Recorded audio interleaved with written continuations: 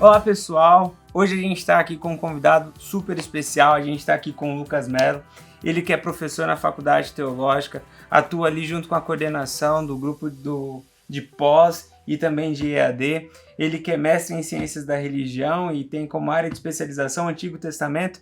Hoje a gente está aqui para conversar um pouco sobre sofrimento humano e Deus.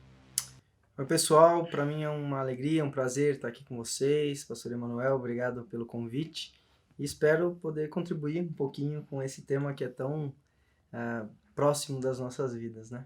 Legal.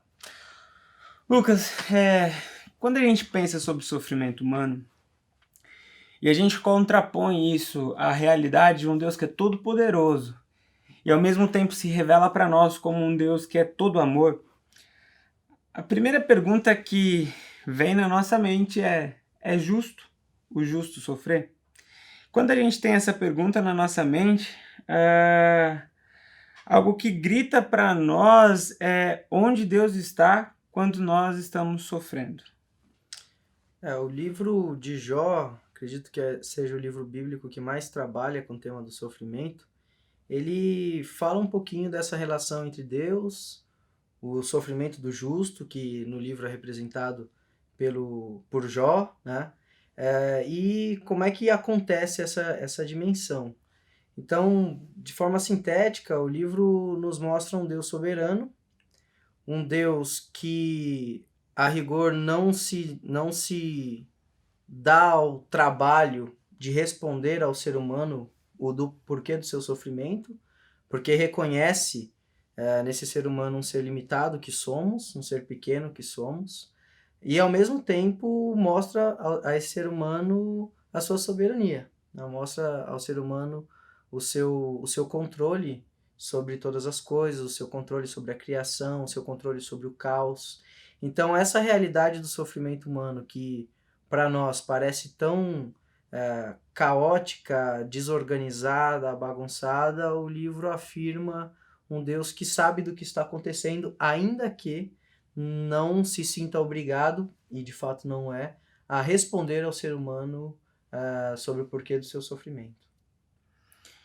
Quando a gente olha para a figura de Jó, né, que você citou no livro, a gente muitas vezes ouve só uma mensagem sobre os primeiros capítulos, né, que ele é apresentado para nós como quase que um super-herói, quase que um protótipo de Jesus, né, que foi levado ao Calvário e até ali no capítulo 2 ali não falou nada, né, ele só glorificou a Deus, só foi fiel a Deus. Mas quando a gente olha para os capítulos seguintes, a gente vê um Jó que parece um tanto quanto meio que irado e até revoltado contra Deus. A pergunta que eu faço é, no nosso momento de dor, no nosso momento de ira, o que a gente pode fazer e o que a gente não pode fazer?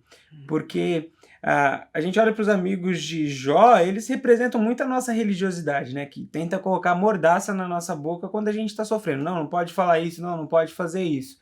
E a gente olha para Jó e Jó parece que solta tudo que está dentro dele. Quando a gente está sofrendo de uma maneira que para nós é injusta, o que a gente pode fazer e o que a gente não pode fazer? O livro quase que como um espelho da alma que sofre, né? Quase que como um espelho a rigor da alma de todo ser humano.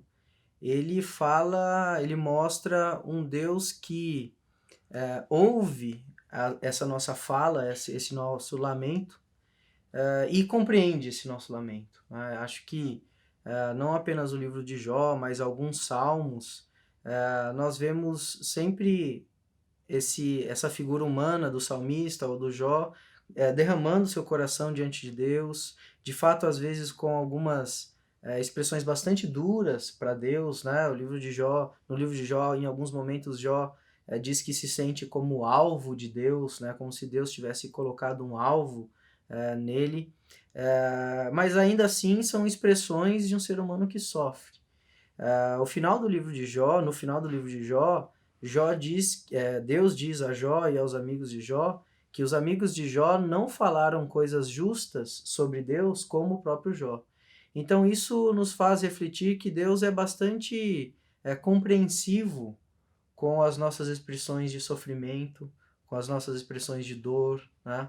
Quando no auge do nosso lamento, da nossa dificuldade, da nossa dor, às vezes nós falamos palavras duras contra ele, né?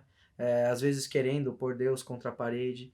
E parece que o livro de Jó traz essa pedagogia de, ao mesmo tempo, Deus apresentar a sua soberania a Jó, mas também entender essas expressões de lamento, essas expressões de dor de Jó. Então, nosso Deus é o Deus que nos cria, é o Deus que nos redime, é o Deus que nos conhece. Então, me parece um pouco hipócrita da nossa parte a gente achar que a gente esconde aquilo que o nosso coração quer dizer de Deus, né? Deus sabe, Deus conhece, então não tem porquê, e a oração parece ser esse espaço aberto e esse espaço seguro, né? Não tem porquê nós escondermos de Deus aquilo que nós gostaríamos de colocar diante dele, inclusive se isso é algo talvez um pouco duro, né? Que queremos falar a Deus.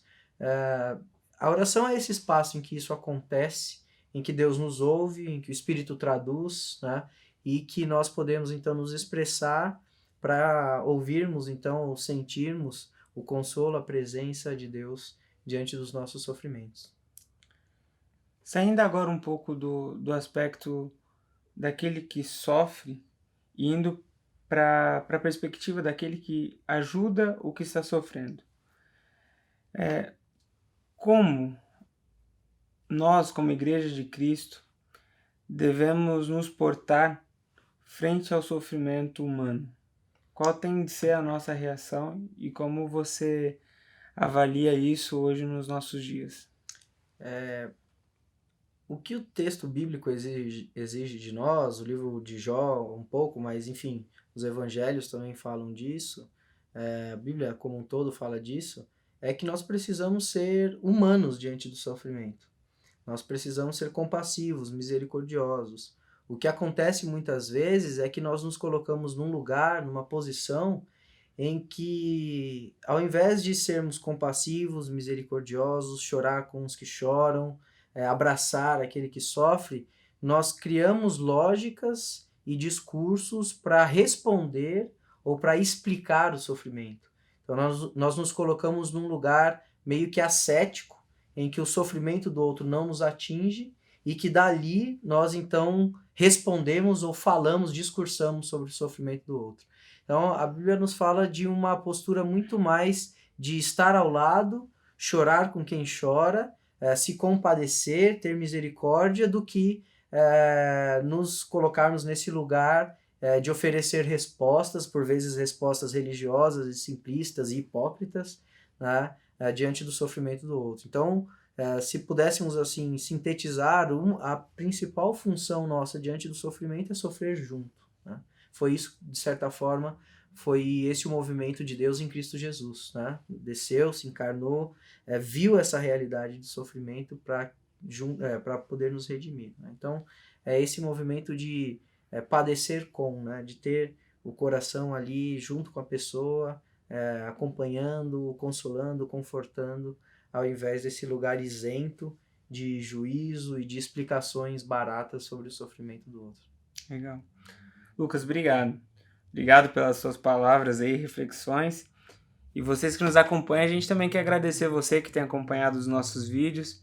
E o nosso objetivo nesse espaço é trazer nem sempre respostas, mas reflexões, perguntas. Porque a gente acredita que quando nós fazemos perguntas certas para a palavra de Deus e para a nossa realidade, o Senhor nos ilumina. E quando pensamos melhor, somos cristãos melhores. Que Deus abençoe vocês e até a próxima.